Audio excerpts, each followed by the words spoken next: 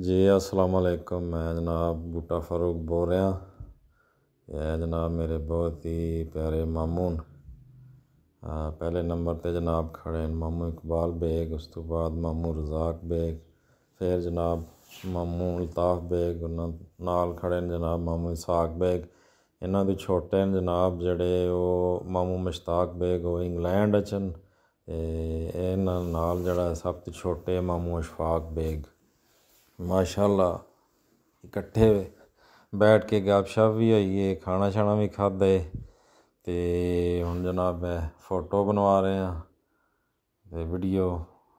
नाल मेरा बेटा मदर अली बेग भी खड़ा है, नाल ज़ेबी खड़ा है, मिर्ज़ा शुएब बेग दा बेटा, नाल मिर्ज़ा शहबाज बेग, मामूज़ाद भाई मिर्ज़ा तैमूर बेग मामूज़ाद भाई ते मिर्ज़ा बिलाल बेग ये भी मामूज़ाद भाई।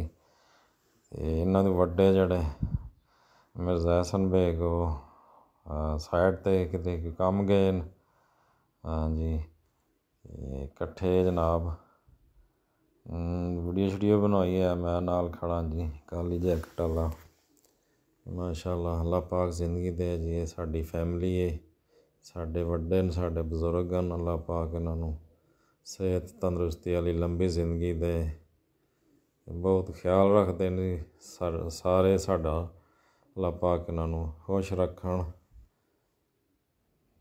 ते जनाब एक यादगार वीडियो बनाइए, फिर पता नहीं कदों इकट्ठे होवांगे। मैं भी छुट्टी आया सी ते मामू अल्ताफ़ बेग वो भी आए सी छुट्टी, उन्हां दा अपना बिजनस है, इंग्लैंड तो आए। मामू इसहाक बेग भी इंग्लैंड होंदे न, इकट्ठे होए सी ते इत्थे जनाब गपशप भी हुई है, वीडियो भी बनाई है, तस्वीरां भी बनाइयां ने यादगार वास्ते। फिर पता नहीं हुण कदों इकट्ठे होवांगे कदों नहीं। अल्लाह पाक सारे नूं खुशो खुरम रखण, लंबी जिंदगी वाली सेहत तंदरुस्ती वाली लंबी जिंदगी देण। इस दे नाल इजाज़त चाहांगा। अल्लाह हाफ़िज़ जी।